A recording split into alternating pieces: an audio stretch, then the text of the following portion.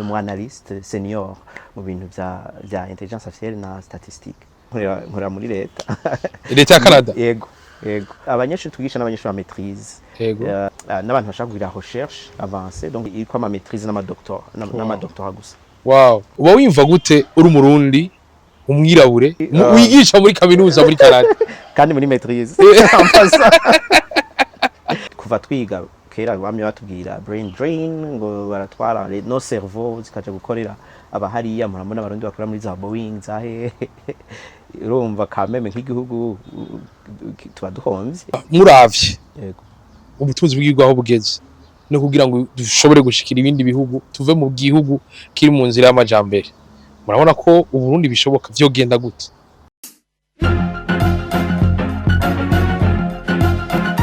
Mwiriwe canke mwaramutse bivanye naho muherereye, ndababwira ko kuri micro ni jewe nyene Juste Gal, inyuma camera mwita umusaza, ndababwira ko turi muri Doki House mu Kabondo, twakuye muri tubazana ngaha twatewe iteka n'umurundi w'icabwenge asanzwe aba mu gihugu ca Canada. Ego n'umu doctorat, mwumve neza ko ari mu kuronka doctorat mu gisata ngo marababwira kijanye n'ivy'ubutunzi economy mu gifaransa. Ndabwira ko nawe sundi ni Nzobonimpa Stanley vuba domwita docteur niwo mutubiro no munsi ndabara musa nyakubahwa Nzobonimpa Stanley. Murakoze cyane Gael. Baramukije nawe. Nizera ko meze neza. Yego n'ukuri turamahoro turashima. Nande ndabaramukije. Nike kintu wari hari haci mwanya ngana gututaza mu Burundi. Mu mwaka uheze nari naje gatoya mugabo avant y'umwaka uheze hari haheze à peu près imyaka 13 irenga gatoya. Nike kintu warukumbuye mu Burundi? Umukeke. Akabugura kumviriza neza cyane. Kwata muzi Nzobonimpa Stanley, Nzobonimpa Stanley ninde? Nzobonimpa Stanley ni umurundi ni mu doctorat nkuko bavuze reka nshemera aho nyene. Mba mu gihugu ca Canada, mba muri ville yitwa Gatineau, nkora muri Ottawa, donc abahazi barazi ko ari trajet ya misi yose kujabuka ikiraro kugaruka. Yego hanyuma mu bijanye n'amashuri peut-être ngira ngo mperaho nize hano mu Burundi igice kitari gito c'amashuri, narize kuri lycée Rutovu, narize kuri lycée Gatara, lycée Butara, nahereje kuri lycée du Lac hirya gatoya inyuma yacu. Inyuma yacu ego le grand lycée. Hanyuma mpejeje kuri lycée du Lac nacenja mu gihugu ca Kenya. Mu gihugu ca Kenya niga ku ishure yitwa Africa Nazarene, ishuri abarundi bakunda cyane ahubwo aba Nazarene big up bari n'ishuri iri muri Kenya Nairobi. Hanyuma mpejeje kuri Nazarene Université Nazarene naciye nja mu gihugu ca Canada kubandanirizayo, naronse bourse yitwa entrée de l'Université mondiale du Canada, mu gifaransa mu congereza ni World University Service of Canada. Abayizi barayizi ni programme plus ou moins connu, donc yaciye inkura muri Kenya ntwara muri Canada haraheze imyaka 11 irenga gatoya. Ngiye muri Canada nacenja kwiga kuri Université Laval, ni université abarundi bazi cyane bakunda, bise ko abatwitangiriye imbere hariya bayiciye ko benshi, donc barazwi Burundi burazwi ku université. Kandi twari kumwe n'abarundi muri programme, nahize muri programme ya économie et politique baccalauréat. Wow. Économie et politique sico kimwe na économie politique, petite nuance. Économie politique ni branche ya économie biga bamodeliza la politique, tout simplement. Par exemple ushaka kugira utingire équation y'ama groupe d'intérêt, groupe de pression canke les intérêts des partis politiques, d'azimodéliser économiquement. Il est quoi si vous dites les intras, les outputs, les extras, il y a ni économie politique. Quand je dis ni économie et politique, ni nous avons ni baita baccalauréat intégré. Kubera ko ifise ntuze zibiri, ifise programme zibiri, programme ya économie na programme ya politique. Il est politique si politique mu gifaransa biragoye cyane gusigura, mu congereza biroroshe kuko mu congereza ico bita politics nico bita policy, yanje ni policy si politics. urumva mu gifaransa vyose biritiranwa bivuga kumwe mwe mwiriko S indi ntiriko S. Donc économie et politique niyo nagizemwo baccalauréat kuri Université Laval, hanyuma canja kugira maîtrise mu gisagara cya Toronto. Abarundi baba Toronto byambu cyane hariya ko ba Drake aho naho nyene yego. Donc muri Toronto kuri Université yitwa York University iri muri nord ya Toronto, naho ncana higa donc la maîtrise muri économie avec ntuzenya sinovuga ko ari spécialisation kubera ni programme ni économique mugabo bijya wandiko hejeje maîtrise hariya bavyita major paper ntabwo bavyita mémoire bavyita major paper na yanditse kuri économie du travail na intelligence artificielle, donc l'intersection entre l'IA, l'intelligence artificielle na économie du travail. Par exemple ukuntu hari remplacement du personnel des employés ou perte des employés.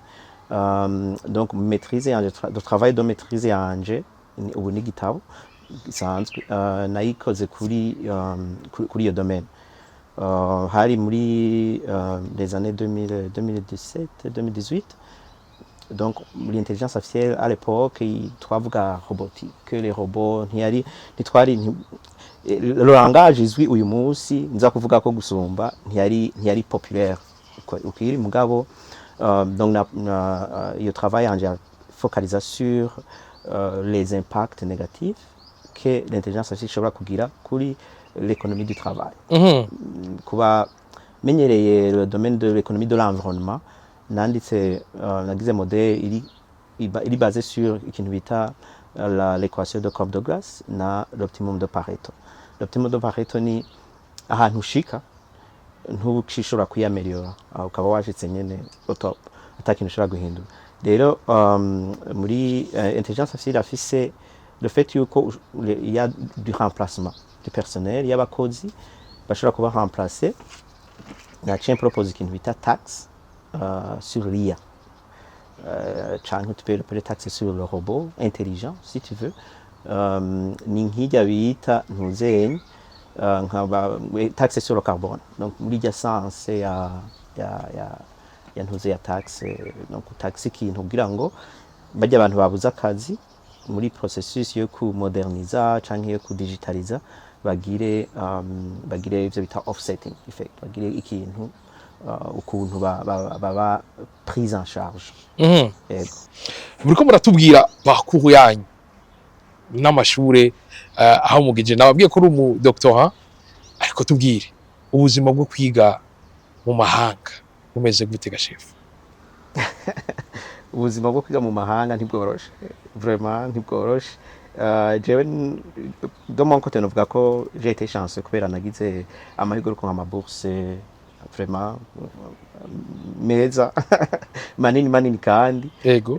Donc byarafashije cyane sama facilité muri parcours académique. Mugabo ndazi quand même ko c'est pas le cas pour tout le monde. Kwiga hanze uvuye nakwiye ko naheje hano kuri Cedulac, uvuye hano défi ya mbere uko je nayibonye si défi académique. Ko honnêtement par là tusohoka igihugu dufise mu mutwe hakwiye tugiye kwiga hanze. Mugabo ingorane tugira kenshi ni ingorane ijanye na nuko amashuru yapuya, kubera ko kubunyeshure ni kimwe mugabo kubaho naco ni kindi. Kwapuya rero amashure kurondera ibintu bigufasha kuduga ukajongla vyose kujongla vyose ntivyoroshe, vraiment ntivyoroshe. Ce n'était pas mon cas kubera ayo mahigwe nagize y'amabourse, mugabo ico kintu kiragoye. Ikintu c'indimi nibaza ko abarundi benshi maze guhura nabo, haba bo twiganye benshi twariganye kuri Laval canke ahandi, ikintu c'indimi singorane, tuvuga ifaransa icongereza turi adapta cane vyoroshe. Donc novuga cane kugira hamwe nyine uvuga uti ndiga ntagiye kugora umuvyeyi hariya andugikire ahubwo nkagira peut-être la petit frère canke petite sœur ari hariya nanye ngira ico ndamufashije. Iyo ni défi ya mbere, kandi ndafise aba frère n'aba sœur biga hirya no hino mu bindi bihugu. Iyo niyo novuga ko ari défi majeur, kandi urazi uhejeje uvuye hano uhejeje amashuri yisumbuye ubushaka kuba plus ou moins indépendant ushaka kuguma ukonsoma usutira amafaranga muhiri wanyu ntivyoroshe watura ingorane aho kubafasha uri muri Canada abandi wabasize lycée d'Irak babanje université ngayo Bujumbura mugihe abantu benshi bashitse muri Canada baba baronse amabourse cyangwa baronse ishuri rimwe na rimwe bavuga bati noja guca igiti kabisa wewe nizihe nguvu waronka kugira ngo bandanye kuhangiro ryawe ugeza naho uri kwica doctor novuga yuko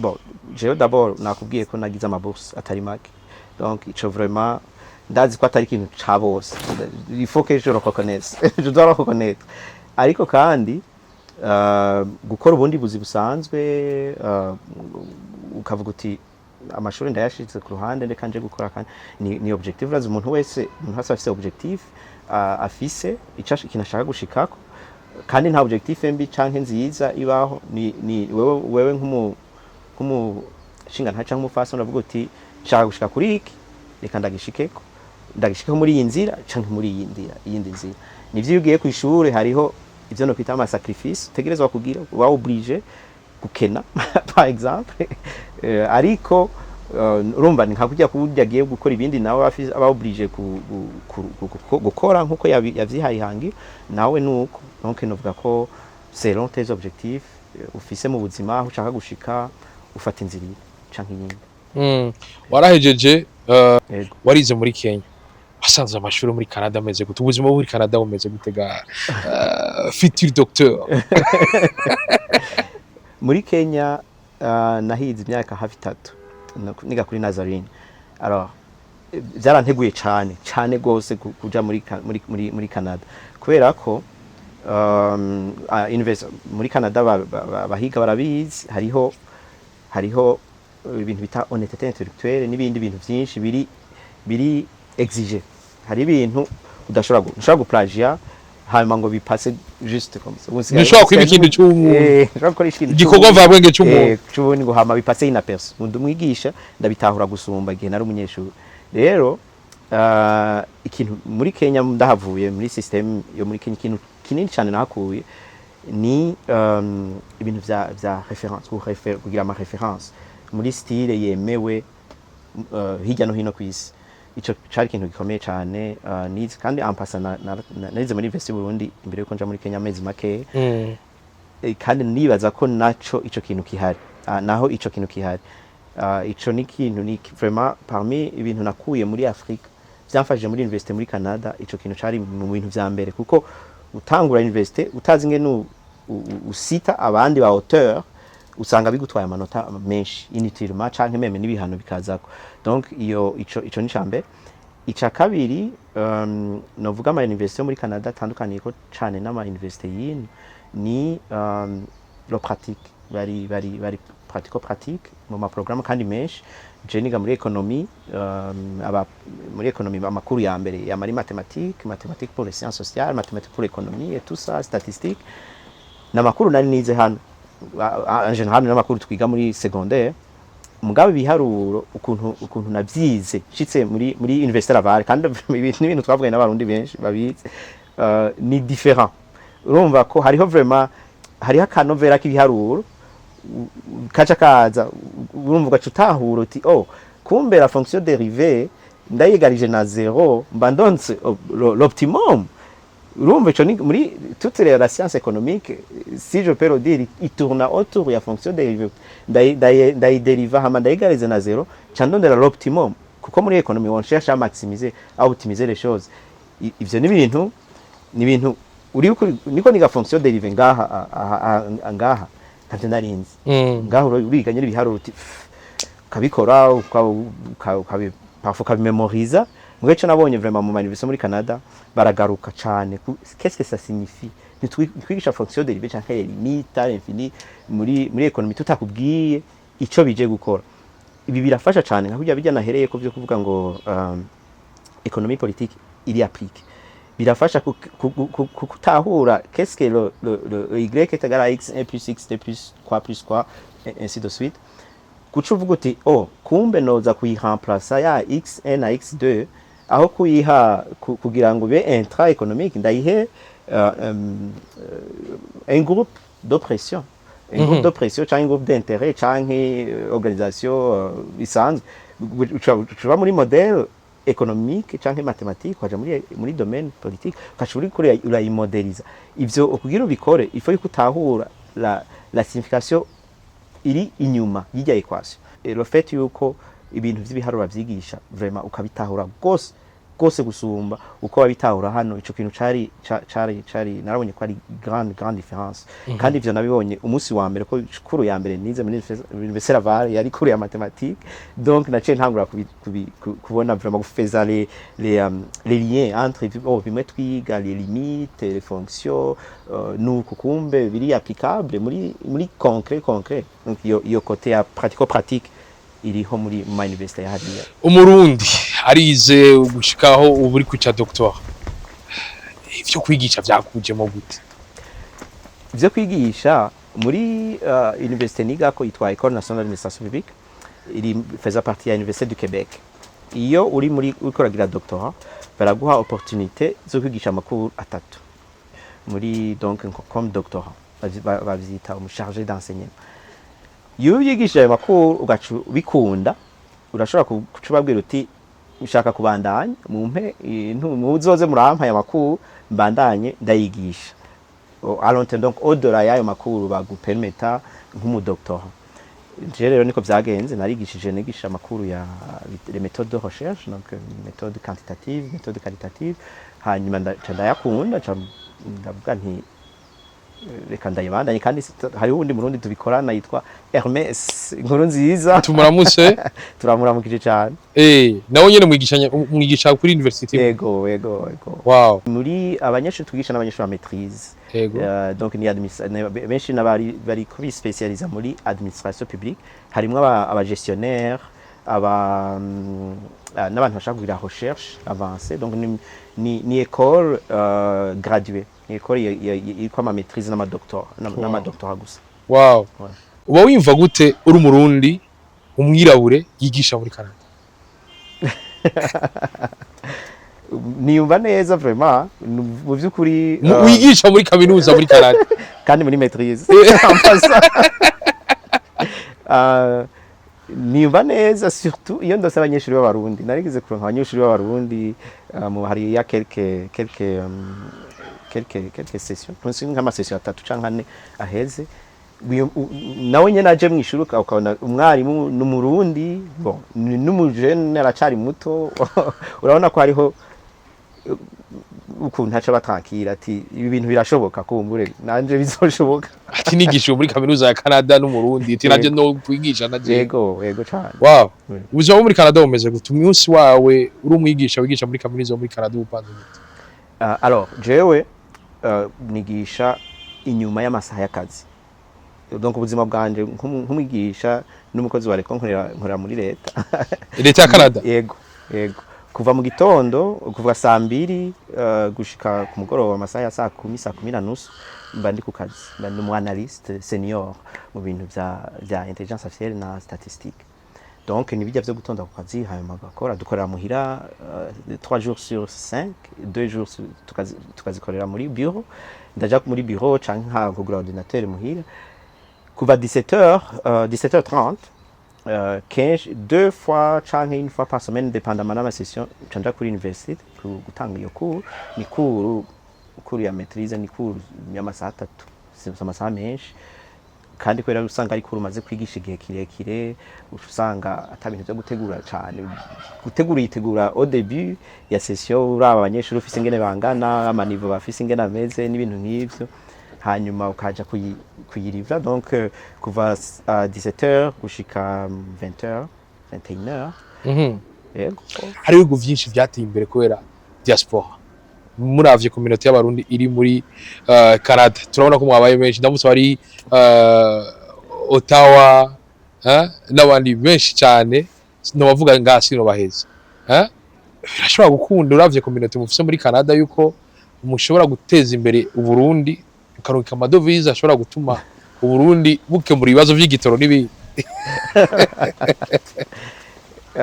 Je Ottawa ndayita Bujumbura 2 ndayita Bujumbura ya kabiri kubera hariyo abarundi benshi. Montreal naho ndazi sindahazi neza mugabo ndazi ko bariyo naho nyene benshi batari bake. Rero nibaza ko c'est une force, je novuga nti c'est une force dufise vraiment. Urabona kandi uravye no mu nzego ndazi murabazi, mu nzego urabona z'ibihugu hariya turabafise hirya no hino, abantu nk'aba Ariel Kayabaga tumuramutse yaraje mu Burundi amurondera namubura. Ego novuga nti ni force dufise byo kuzana amadovize navyo sinzi urazi bivana n'umufuko w'umuntu wese. Ego wow, biko biza kuyindi form idasanzwe. Tukaba tuje mu kiyago, imbere yuko ko tuja mu kiyago twama tubona hari amakominote menshi cyane yatanguye kuzunguruka isi kenshi. Twarabonye abahindi ngira ku isi yose namwe batari abashinwa nuko nyene. Muravye nyine abarundi bariko barakwira ku isi, mwebwe nk'umu economist murabona ko ari avantage ku gihugu canke ni inconvénient? Je novuga nti un peu de deux. Yego ni inconvénient ni avantage.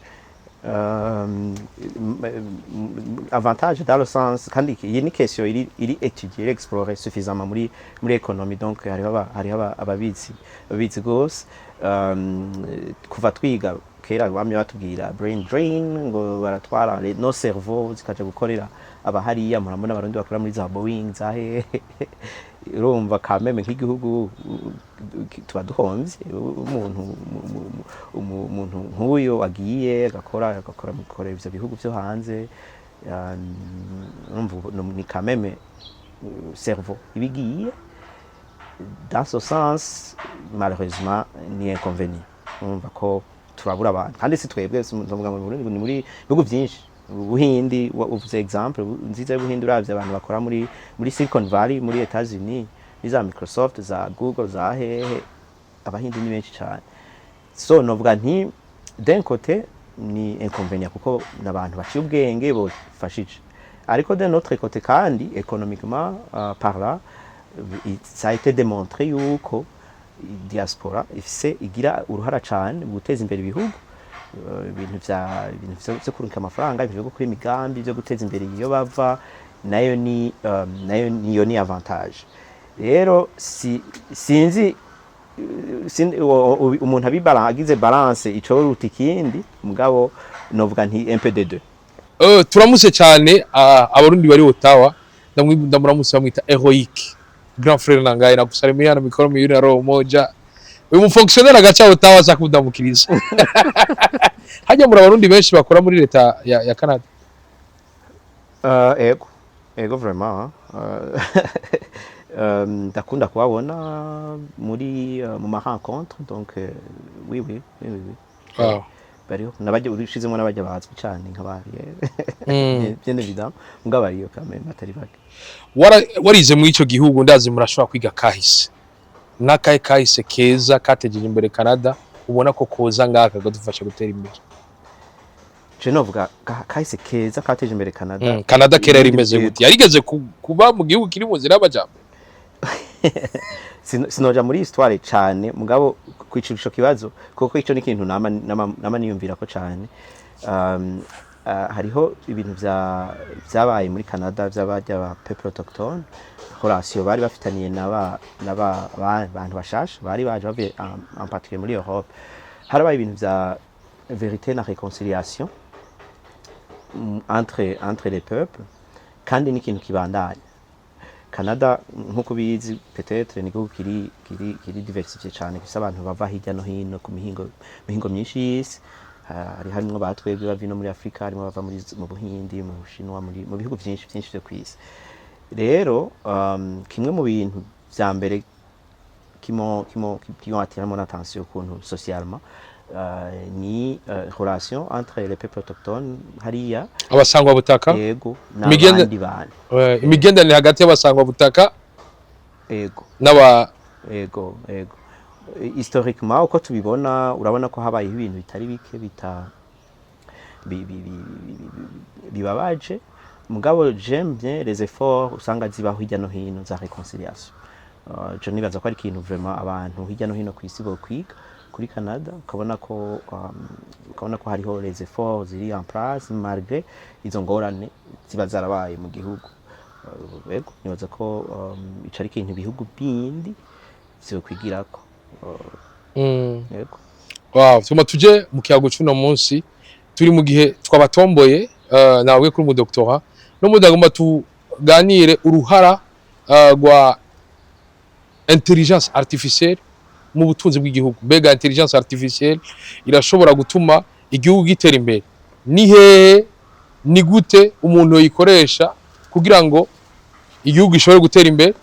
Nibihe umuntu atokoresha kugira ngo wa muco wo kubandanya dukarisha ubwenge bandanye ukomera? Nicyo kiyago cy'uno munsi.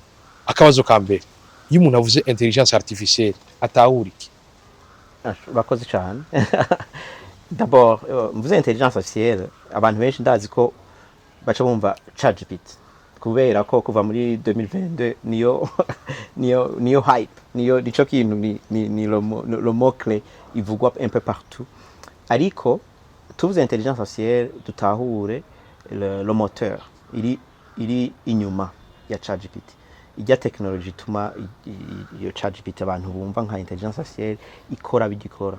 Ni kuvuga uko ndefinisa intelligence artificielle muri thèse yanje ni lorsqu'il y a l'apprentissage, habayeho kwiga kwa model kwa machine, habayeho ikintu ciga kikagira apprentissage au préalable, hanyuma kigashobora reproduire izo connaissances d'une façon ou d'une autre. Ico igituma n'insista cyane kuri iyo moya apprentissage nuko hariho historiquement ibintu biba bizwi nka la robotique par exemple. Usanga ibintu biri programmé, si A alors B, si rumva bisuiva ama instruction. Muri dans ce sens ntibiri nta entraînement iriyo, nta entraînement de modèle iriyo. Ni kuvuga ko mu vy'ukuri nta intelligence irimo, ni suivre les règles, niko kwegeranya amabuye hanyuma muri ordre imwe watembagaza rimwe agacagenda aratembagara selon iyo ordre. Mugabo l'intelligence artificielle niyo habaye l'entraînement au préalable, ni kuvuga iyo modèle yize uko ibintu bimeze. Par exemple modèle wibwiye uti ngaya amafoto y'abantu, n'amafoto y'abantu, n'amafoto y'inka, n'amafoto y'impene, n'amafoto y'intama, ukayereka le modèle muri processus ya entraînement de modèle. Il y a l'intelligence habayeho iyo modèle mu nyuma uje ugaca bibaza uti ukayereka ifoto y'inkoko ugaca ubwira iti no iyi si inka kandi usa umuntu, kandi yisi impene, kandi yisi ntama, iki n'ikindi kintu ntaconzi mugabe iki n'ikindi kintu si muri vya bindi wanyeretse. Ni kuvuga hariho intelligence canke ukavuga uti abana abantu kujya nabivuze, hanyuma iyi modèle waza kwibaza mu nyuma ukayereka amafoto menshi y'abantu ukamubwira y'abantu n'ibindi bintu, ukayibwira uti nkuriramwo abantu, nkuriremwo inka, nkuriremwo impene, nkuriremwo ibindi bintu, ubishire ku ruhande.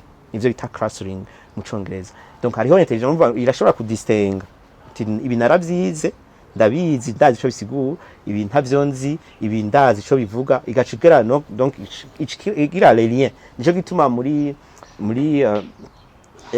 iyo domaine bavyita les neurones artificiels, donc kuvuga ko kigira lien iti iki ni donc ikija hana ikashikira, donc c'est l'intelligence, n'ubwenge. Ubwo bwenge buba bugizwe n'amadone aba barashizemo bukaza buregeranya ayo madone bawufise. Mu Burundi nta done dufise nyinshi zishoboka zotuma umuntu akeneye ama information yose kubijanye n'ico baza intelligence artificielle ashobora gukironka. Mbega ku bwanyu intelligence artificielle mu Burundi irakora mu Kirundi?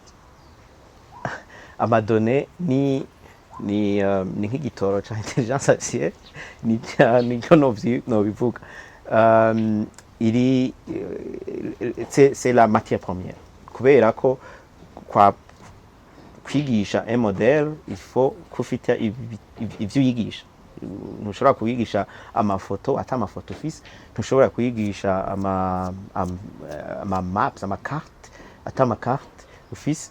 donc iyo ni ntuzenye ni défi mugabo muri uyu munsi 2025-2026 iciza nuko hari ivyo bita les grands modèles linguistiques nakubwiye ko hariho ukuntu l'intelligence igutuma ugira les liens niyo vraiment l'intelligence tuma ugira les liens ukavuga uti nivyo ikintu sindakizi mugabo peut-être ko coba gisa nibi donc muri iyi domaine nivyo Burundi uretse Burundi muri bihugu vyinshi bitaratera imbere cyane nta izo données ntazo dufise nta nyinshi dufise ariko kandi ama modèle turiko turabona muri iyi myaka na modèle ari puissant à comprendre le monde de façon avancée rero sinovuga ngo twoca tuvuga ngo oh nta madonnées dufise ngo donc turabihevye niko tuvuga tuti none ko tudakora imodoka ntituzitwara ntizize nino tuce tugenda sinzi n'amaguru ya nuko ni kwiadapta malgré le peu de données tuba dufise muri bino bihugu ni kwiadapta kugira ngo tube dukoresha izi modèle bakoze nko dukoresha imodoka abandi bantu bakoze tuzadapte imodoka urayizana ukayadapta kwibarabara ya hano kandi yakora ibibarabara ry'ahandi mugabo bigakunda c'est la même chose izi modèle ni modèle ziri large ziri avancé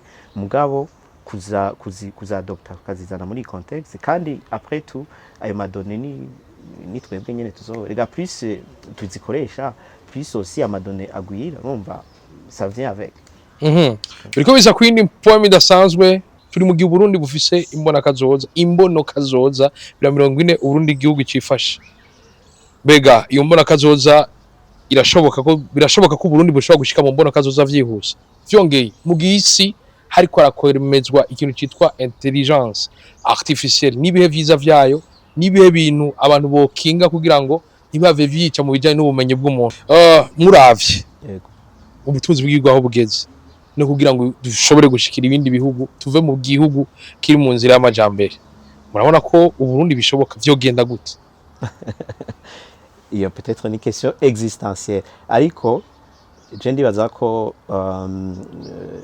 bishoboka récemment naragize quelques conférences muri iyo misi heze aho mes présentations portaient sur l'aspect égalisateur sinzi ukuntu navyita mu kirundi l'intelligence artificielle je ndayibona nka le grand égalisateur the great equalizer icongereza mu myaka iza nivyo hariho discours dans la communauté scientifique la communauté des experts ivuga ko hariho les bases zitegerezwa kuba zihari imbere yuko l'intelligence artificielle igice dufashije surtout twebwe mu bihugu biriko biratera imbere bati ntidufise les données zikwiye ntidufise les infrastructures numériques et informatiques zikwiye nivyo ariko mu Congereza hari ibintu bita leapfrogging ni kuvuga ukuntu muri histoire du développement muravye hariho ibintu ama etape amwe ibihugu vyagiye birasimba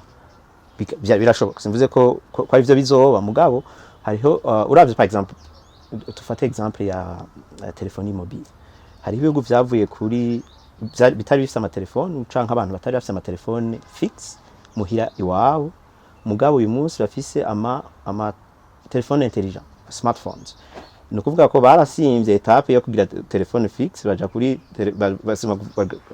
kuri ahantu batari bafise telefone mu nzu nimwe baja kuri etape yuko bose bafise ama smartphones no kuvuga aho habaye ivyo bita leapfrogging ugasimba ama etape kubera le monde le permet uyu munsi ntushaka kuvuga ngo twebwe gutera imbere tuzizo gukora imodoka kwinventa imodoka nshasha c'est pas nécessaire n'est-ce pas ntibikenewe byarakozwe qu'est-ce qu'on fait turabikorera ko hama tukakora ibindi muri domaine ya intelligence artificielle navyo niko ndabibona nivyo les infrastructures numériques ntiziri adaptées ntiziri avancées les données dufise par exemple sur l'Afrique ntiziri très avancé usanga ari nkeyo uravye kuri Wikipedia mitakataka bubanza canke rutovu sinzi hehe usanga hariho ikintu kibura kubera ko bien évidemment collecte de données zitari avance je n'en disconviens pas vraiment nuko bimeze mugabo ntibibuza ko hariho des gains potentiels dushobora kugira avec l'IA muri iyo sens. Donc longue réponse kuri question ntoya yawe, nibaza ko bishoboka ko dushika kw'iyo vision avec les technologies qu'on a, avec les nouveaux il y a de l'espoir, reka ndabivuge nti il y a de l'espoir. Kuko baratubwira ko amadone dufise rimwe na rimwe ku vyo dukenera mu mice itandukanye mu gihugu usanga adakwiye atari avance nk'uko uri kurabivuga. Tubwire iyo intelligence artificielle yofasha gute abarundi mwotubwira expose mukatubwira ingene iyo dufasha kugira ngo tunyaragashe dushike mu iyo terambere. Yego, amadone dufise adakwiye nuko collecte y'amadone ni ikintu kigoye kandi kizimvye, bifata umwanya tuko abantu biga muri economy cyangwa muri statistique ngaha barabizi, bifata umwanya kandi mvuze amadone mvuga les données de qualité, amadone meza ari structuré, ivyo twese turabizi, abantu bari muri domaine ya développement économique barabizi ko muri bino bihugu biriko biratera imbere bidateye imbere bitaratera imbere cyane ari défi, ari ikintu kigoranye. Ariko uti exemple concret malgré iyo problème, récemment hariho article twanditse n'abakolege babiri abakolege harimo mu directeur de thèse wanje. Iyo article twanditse twapimye la spécialisation ya modèle de l'intelligence artificielle, ukuntu ushobora kuyispecializa sur le contexte, la contextualisation. Twagize yari article expérimental, twagize expérience, turantraîna un modèle qui existe dukoresheje ibintu dufise twebwe aux alentours iwacu, kugira ngo turabe ko twe mu directeur de thèse wanje n'abandi twakoranye iyo article bari bispecializa cyane ibintu bijanye na ivyo bita note de breuvage, kwandikira ma note mu ministre, ibintu nk'ivyo. Twe twafashe un modèle qui est là, qui existe, sivyo, tuca tuyizana tuti turabe tuyeretse ama exemple ya note de breuvage turiko dusanzwe twandikira aba ministre bacu n'abaki byacu, turabe ko ishobora kudutahura itagiye kure. Alors twebwe muri bino bihugu ntituri obligé kuinventa les modèles. Abantu benshi mvuze intelligence artificielle bumva ChatGPT, mugabo je vraiment niyo navuga intelligence artificielle mwumve le moteur, the engine behind iri inyuma ya ChatGPT. Donc ntituri obligé kuinventa cyangwa kwantraîner iya modèle. Iya modèle ni ibintu bifata ivyo bita computer resource byinshi, ama ressources informatique menshi, bifata bizimvye bien évidemment cyane, ariko turashobora kubikontextualiza kuri contexte yacu. Nk'akarorero agriculture ni domaine de développement muri kino gihugu cacu no mu bindi bihugu bitari bike. Hariho de façon ushobora gufata telefone, abantu benshi abarundi benshi natwese turimo turafise telefone ngendano, gufata ukagira application iri propulsée par l'IA. Umurimyi ashobora gukoresha akafata ifoto y'igiterwa igacimubwira iti indwara ni kigwaye, kandi ata laboratoire yagiye yiri warajamo, canke agafata ifoto ya sol y'isi yivu ahari kararima igacimubwira iti ahantu hatera ibi nivyo bizomera cyane, nivyo bizosaruka cyane ugereranije n'ibindi. Iyo ntiwemvanse iyo modèle à l'intérieur, ariko wayizanye urayicontextualiza muri contexte yawe. Rero ayo izo possibilités amadomene ni menshi, muri domaine de la santé n'ibindi biriho les applications. Je vraiment nizere ko abantu baza kutwumviriza bagira bati ntitugiye kwemvanta l'IA, ariko hari ukuntu twoyikoresha les modèles qui existent tukazicontextualiza. Kandi la contextualisation kimwe mu byo twerekanye muri article twe nabo bakorega, la contextualisation ikintu kizimvye cyane, ikintu ntukeneye ivyo bita ama GPU ibihumbi n'ibihumbi, bimwe twara twumva ngo za Nvidia n'ibiki byinshi. Oya, c'est pas l'entraînement, c'est la spécialisation. Mu cyongereza bita fine tuning. Ukazana iyo modèle ukayishira muri organisation yawe, fate entreprise canke muri ministère canke uti uko ibintu bikorwa muri iyo domaine birazwi. Nguko tubikora, urayi specializa, gira ivyo bita fine tune, urayereka ibintu uko bigenda, hanyuma ugaheza ukayibaza nk'ibibazo cyangwa ukayikoresha ivyo ushaka kwikoresha. Donc ce n'est pas impossible. Nshaka juste ko abantu bataro ko tudakeneye, ntibumve ko ari l'IA, ntibumve ko l'IA est le luxe des pays développés. Vraiment il faut yuko tutahura ko c'est quelque chose ushobora gukora, nkuko dukoresha imiduga kandi tutayikora, dukoresha imiduga tukayitwara kandi tutayikora, c'est la même chose. Nuko ndabibona. Ndabumva neza. Intelligence artificielle irashobora kudufasha umwe wese mu madomaine ariko arakoreramo, kugira ngo dushobore gutanga ikintu ciza gusumba uko twara tugitanga cyane. Niyo promesse. Promesse ya intelligence artificielle ni yuko on peut faire plus avec peu. Niyo vraiment, en tout cas hariho abajya invente les modèles canke invente c'est lourd, bajya shira handa public. Niyo promesse bavuga bati ni modèle zizodufasha gukora plus avec peu. Hanyuma productivité muri Canada, nje nkora muri fonction publique fédérale, hariho iyo discours yuko la productivité, il faut améliorer la productivité. Donc l'idée, la promesse de l'IA, c'est vraiment de produire plus. Quand on dit le moteur de l'économie, c'est la production.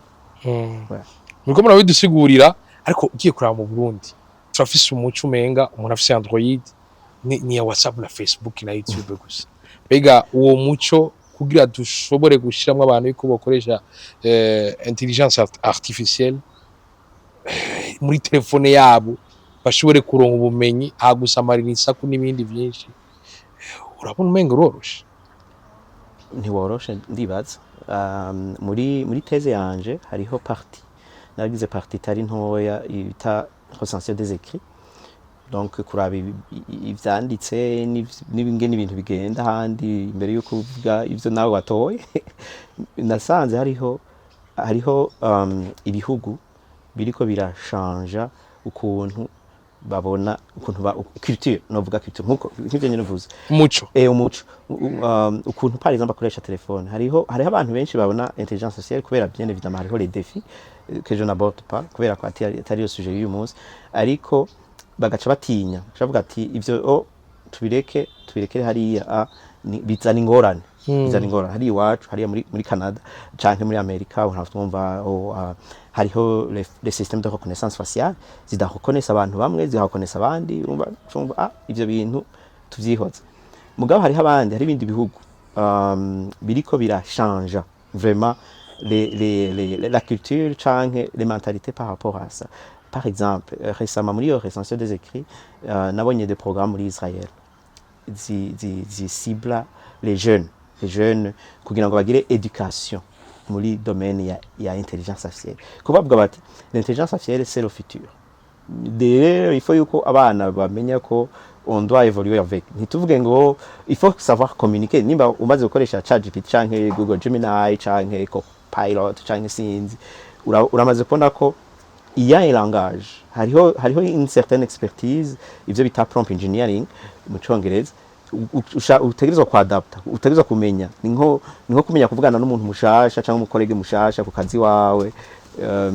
Donc ico kintu kugira ngo kimenye ifo yuko nkuko tumenyera gutexta, gukoresha WhatsApp n'ibindi byose, ifo yuko ico kintu kiza vraiment muri twebwe mu bajene bacu, kikaba faisait partie. Ntibabone intelligence artificielle vraiment. J'espère bien ko abajene bacu batazona intelligence artificielle nka Facebook. Ce serait dommage ko utuntu duto ari two ikoresha, alors que ari un outil puissant. Ni outil puissant ushobora gushira muri organisation, ushobora gushira muri ministère, ushobora gushira muri je ne sais pas muri bureau yawe, ika révolutionna ukuntu ukora, révolutionna le nombre de personnes wakira ni muri service à la clientèle dans un ministère quelque part, igahindura cyane, ikamultiplier par si mvuga amashifre mugabo il y a des chiffres. Combien par exemple le service à la clientèle peut être amélioré avec l'IA, c'est incroyable. Uravye ce qu'on peut trier mu mapere turonka muri organisation, ugatria amapera ashobora kuba répondu par l'IA n'amapera nécessita abantu usanga hariho il y a de l'espoir sur la productivité, l'amélioration de la productivité. uko murabitubwira turi mu gihe atagihugu na kimwe kibura aba conservateur harababona umenga intelligence artificielle ikintu kigomba kiza n'ubunebwe mu gwaruka kuyumenga akantu kose niyo ko ari gato umenga umuntu akoresha intelligence artificielle aba ariko aratrisha kubwawe tukiri muri wa muco bivuga kwiki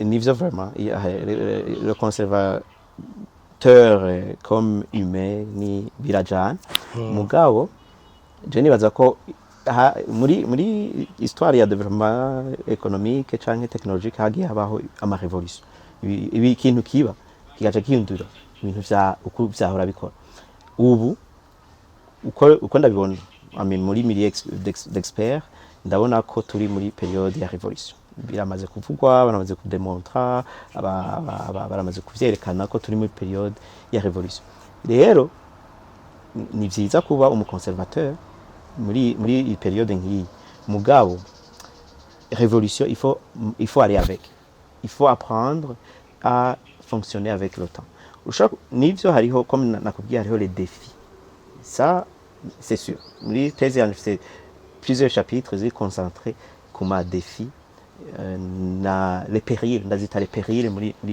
ntuze ariko les promesses sont réelles ico vraiment kiri sûr kiri démontré les promesses sont réelles rero je nibaza ko uriye kuvuga tuti l'intelligence artificielle tuyigizeyo ntacice kutumarira ni gutrisha ntubwirane twovuga tuti est-ce que ça peut accélérer des choses est-ce que c'est un accélérateur mbega nimba muri education par exemple aho kuvuga tuti muri université ndigisha muri université amakuru amwe statistique n'ibya intelligence artificielle haragize igihe bavuga batugira discussion n'abantu baho abandi ba collègues abandi bigisha na administration bati qu'est-ce qu'on fait abanyeshuri bakoresheje ChatGPT canke izo zindi za Gemini n'izindi tubapenaliza gute barashiraho système zidetecta ko wakoresheje ko ikoresheje cyangwa utayikoresheje zikazana probabilité par exemple 50% 60% ti uyu muntu yakoresheje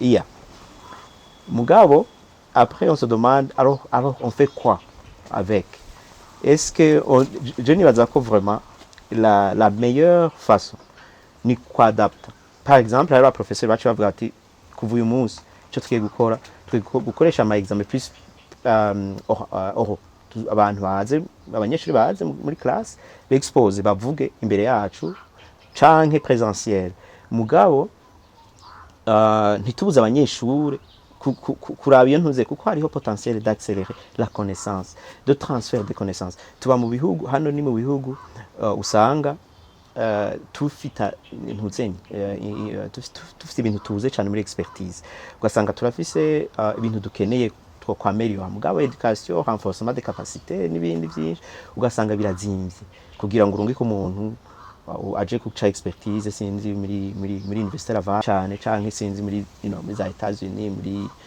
muri za Europe n'amafaranga menshi cyane kubera qu'est-ce qu'on tutovuga tuti izi ntuzenye dukoresha iyi intelligence artificielle kugira ngo du renforce ivyo tuzi kubera ko qu'on l'aime ou qu'on l'aime pas l'intelligence artificielle est vraiment intelligente. C'est ça la réalité. Il est intelligent. Peut-être qu'il y a adapté abantu bavuga ngo yagize amakosa ni kenshi c'est peut-être des choses qu'on peut régler. Mugabo donc pour répondre à ta question nibaza ko le côté conservateur va être là mugabo s'adapter à ce monde à la révolution de l'IA. Uriko batubwira ati gukoresha intelligence artificielle birakenerwa kandi no kunamenya na langage ukoresha cyukuri iyo langage imeze gute umuntu ayigira nayo barayiga canke on apprend avec ivyo nyene uri kurabikoresha c'est ça ni langage naturel kera ndi muri abantu bize economy n'izindi za statistique urazi ko twiga programmation twiga program muri R canke muri Python canke muri stata sinzi byinshi ikaba yari langage itari naturelle, iyi langage machine. Urumva machine ifise ukuntu itahura ibintu, itahura dans le sens de 0 1 itahura dans le sens du code. Urumva urandika code uti ngirira ibi nibi mugabo muri code. Ivyo nariko ndavuga iyo langage ntabwo ari langage code, ntabwo ari code nja kwandika muri Python cyangwa muri programme, ni langage naturelle. Nico gituma donc par langage naturelle mvuga ni Icongereza, ni Gifaransa, ni Kirundi canke izindi ndimi nkizi dukoresha mu buzima bwa misi yose. Ariko kujya navuze ni nko kwiga kuvugana n'umuntu mushasha, mu collègue mushasha, ufise mu stagiaire par exemple muri bureau, mufise mu stagiaire aje avuye mu ishure, aje muri bureau yanyu gira stage, tafise disons 1 an muri yo ntuze kuvugana nawe sico kimwe nuko muvugana n'umuntu ahamaze imyaka 10-15. Iyo muri ko murakomunika no mu stagiaire mushasha, hariho kuntu wadapt ukamubwira uti ehera ingene dukora ibintu nuko imbere yuko umubwira ngo genda nkorere rapport sur je ne sais pas quel événement sinzi cyane, urashobora kuvuga uti uri obligé kumwereka d'abord ingene ibintu bikorwa. Uti dukora gutya, ubu ni directeur wacu canke directrice wacu, uyu ni n'uyu ibintu vya gutya.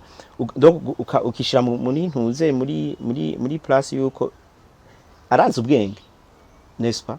Ariko hari ibintu atazi, arazi ubwenge bukwiye, n'umuntu akuze yarize aje muri bureau yanyu ubushasha, ariko hariho ibintu utegerezwa kumwereka uko bikorwa muri iyo domaine yanyu, muri iyo ministère yanyu canke muri iyo bureau yanyu. Donc c'est la même chose avec l'IA, il faut apprendre à communiquer avec, si tuvugane gute, ndiko ndavugisha ndagira des requêtes sur ChatGPT, sur Google Gemini, nkoresha langage yihe kugira ngo inzanire des réponses ziri ciblées sur ma question, ziri répondre vraiment à ma question. Akarorero uvuze uti Uburundi buri he, hariho réponse yose.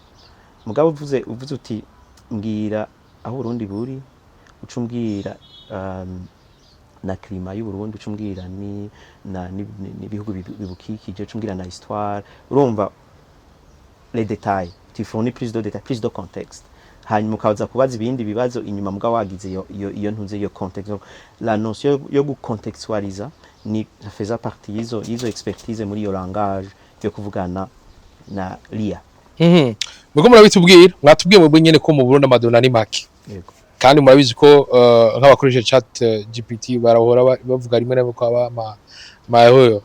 Mbega kubona dufise amadona ari make, intelligence artificielle nayo bikorera cyane ku madona bari ubwo Burundi n'abarundi kuja cyane gukoresha ino intelligence artificielle hoba haragera. Bonne question. En fait, récemment, hariho article duheje gupublier vraiment haize nka mois gutya. Twagize experience kuba répondre bari muri Afrique, no muri Europe, no muri Amérique du Nord. Twayanditse no directeur de thèse wanje encore une fois. Turavye les réponses, on avait les mêmes questions, c'est les mêmes questions.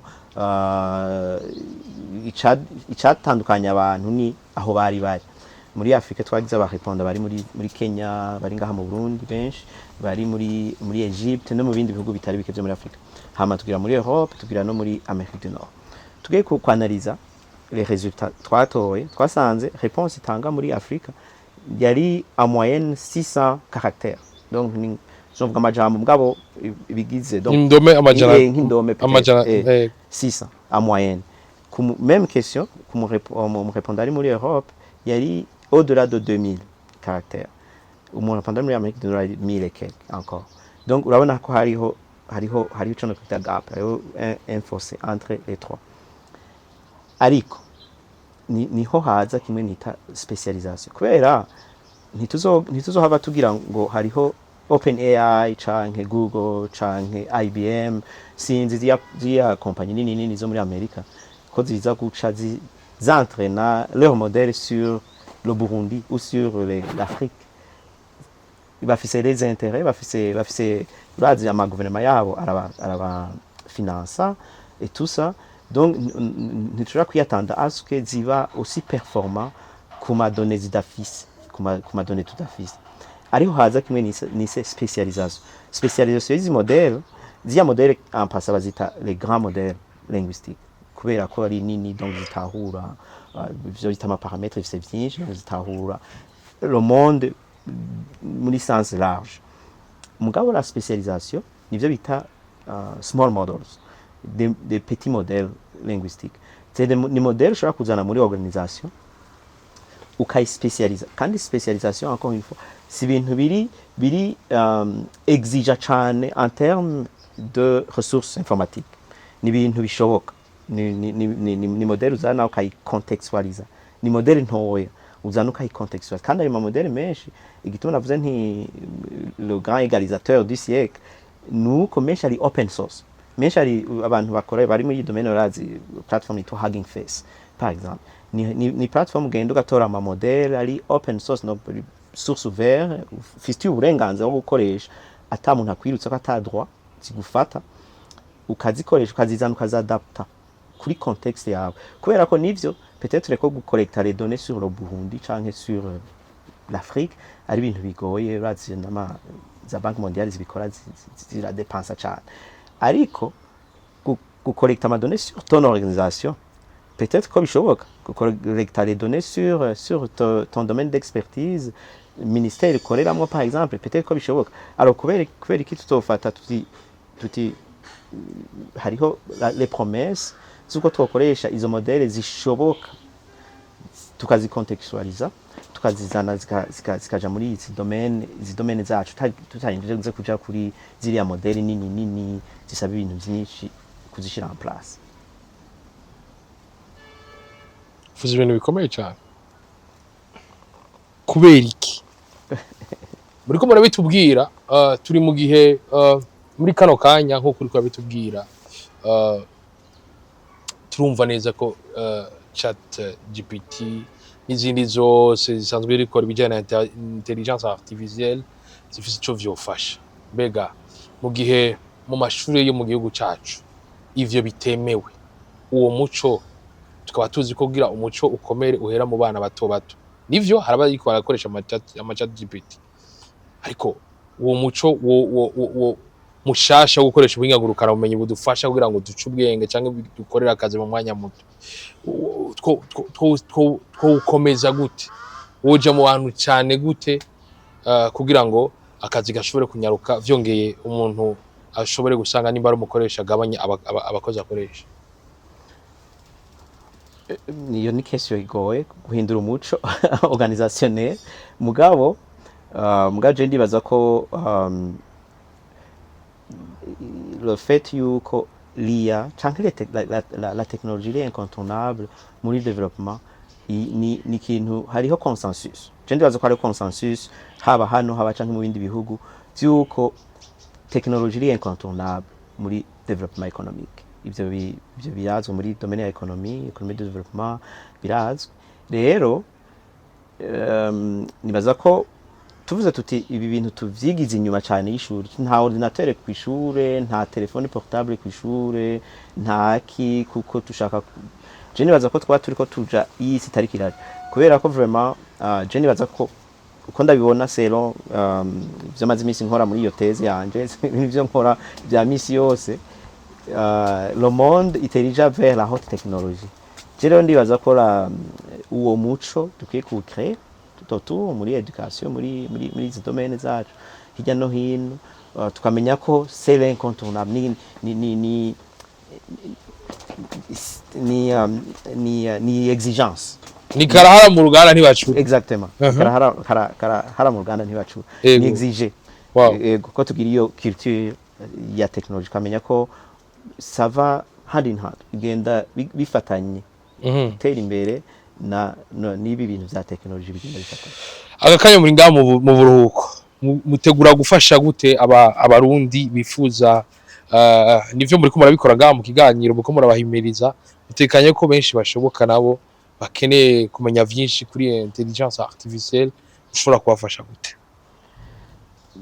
kuva nshikana naragize ama rencontre n'abantu turaganira abantu twiganye benshi turabivugana gose n'ubu après hano ndafise rencontre n'umugenzi tuja kubivugana en fait dufise projet yo kwandika article sur nibaza ko yapropoje idée yuko yitwayeme ya propoje idée yuko kwandika sur les marchés publics, l'intelligence artificielle, les promesses muri marché public sinzi neza la problématique mugabo twaba tubivuga donc kandi ndazi ko ntari jenyine ndazi ko abantu bari muri domaine bariho donc c'est ça no kubiganira turakunda kumva ngo ibihugu vyateye imbere mu kuganira abantu batanguye kuganira bakavugana bati dukora ibintu gutya na gutya na gutya on ne sait jamais peut-être en parlant ibikorwa birateba bikaja mu ngi nuko tubodese n'abasoze mu bijanye mu vyo muri ko murandika ariko ijana intelligence artificielle ako vyongeye mwarize ibijanye n'ubutunzi kwisi twaba twumva ngo ibihugu biteye imbere n'ibihugu biri mu nzira y'amajambere turi mu gihe Burundi muri mu mbona kazuza 2040-2060 yego bega bijanye na economy murabona ko dushobora gutera imbere vyihuse imbona kazoza tukayishika vyogenda gute je nibaza ko bishoboka vyogenda gute kiragoye cyane mu mwanya muto yadusigaranye ariko je nibaza ko au développement nk'ibi vya technologie ari les accélérateurs hari ibintu byinshi dushobora kwaccélérer ce n'est pas impossible nkora muri fonction publique aho nkora ce n'est pas impossible ni défi dufise hano twenyene bihugu biteye imbere birazifise hariho le potentiel d'accélérer sinovuga rero ngo be the prophet of doom novuga nti birashoboka byukuri yego muri economy hari ubutunzi Burundi dufise bwo tutuma dutera imbere ubunyene b'inyarutse na rya duhereka gutokora ku butare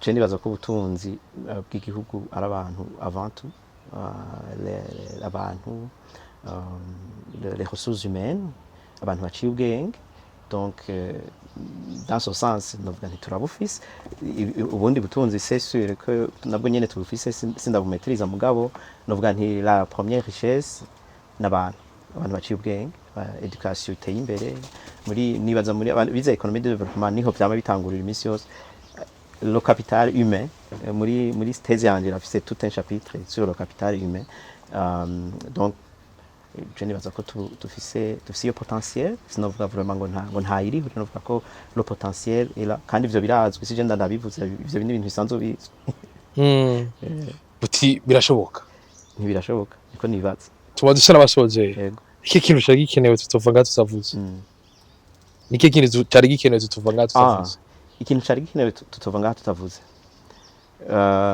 je novuga nti l'intérêt inyungu ego mu kirundi cyitwa inyungu ukuntu l'intérêt dufise kuri izi domaine za haute technologie vraiment je ndibaza ko zikwiye kwiyongera peut-être abantu baravuga digitalisation baravuga le numérique mugabo sinibaza ko tubiha le poids byari bikeneye guhabwa nibaza ko hari ikibuza ko vraiment le poids ya haute technologie muri développement économique no mu yandi madomaine harimo domaine ya domaine za sécurité domaine za ressources humaines domaine n'izindi nibaza ko en 2025 2026 mu minsi mike nitwo kwirengagiza ikintu citwa la haute technologie nibaza ko importance tubwihana kuko hano numvise bavuga développement bavuga numérisation ya madocuments n'ibiki mugabo vraiment la haute technologie ni kintu dukwiye guha importance nini ya cyane et par la haute technologie sinshaka kuvuga ordinateur na imprimante kuvuga kwiyumvira vraiment est-ce que nimba bandi bariko barakora intelligence artificielle twe spécialise tukayigira tukayikontextualize donc nshaka kuvuga muri iyo sens kuko ni moteur vraiment la haute technologie ni moteur muri domaine ya développement économique ibi ni ibintu bizwi ni incontournable c'est un prérequis turi mu gihe mu Burundi kibazo cha digitalisation na numérisation no bukigiye hari mu Burundi bega vyo birashobora gutuma tudashika mu iterambere vyihuse bien évidemment birashobora kubituma mugabo novuga nti ni opportunité ni opportunité yuko tu digitaliza hanyuma tukashika aho dushobora gukoresha izi technologies ziri avancées. Ça vient avec je nkora muri leta y'igihugu giteye imbere ariko c'est les mêmes défis ibihugu vyose kw'isi c'est les mêmes défis mu byukuri peut-être ni turi kuri niveau imwe y'ingorane mugabo la modernisation la digitalisation y'ama service public ni defiriho kandi zokwamaho turi kuri ntuze zitandukanye gusa mugabo ni ça vient avec et ça va rester nibaza ko turi on est obligé de le faire tout simplement yego ndagushimire cyane yari iteka ridasanzwe guhura nawe nizere ko n'ikindi gihe nitwabahamagara muzotwitaba murakoze cyane ugashika gatino wambwirira ati yamu cyane bishobotse bwaruze bazokunugikandira kavinyu bazi ahubwo uzoze kuturamutsa ego ifodira ko munyevita je chanza ndiru karibu cyane vraiment ego nuko reka ndabashimire mwavyo murimo arabavyeyi batwumvirije haraba chef bashobora kuba baravye ikiganiro kandi abandi bose mu mico itandukanye ngira mwumvize ikintu kijana hot technology yuko ari karahara mu ruganda nibacura uburundi dutegerezwa kubikomeza kuko ni isija uburundi natwe ntidusigara inyuma turamwifurije no mu doctor wacu yuko vuba azoduhamagara duhinzoga tumuhamagara Dr Stanley no kujya riteka ridasanzwe abwira ati baba salvista urawushira mushira none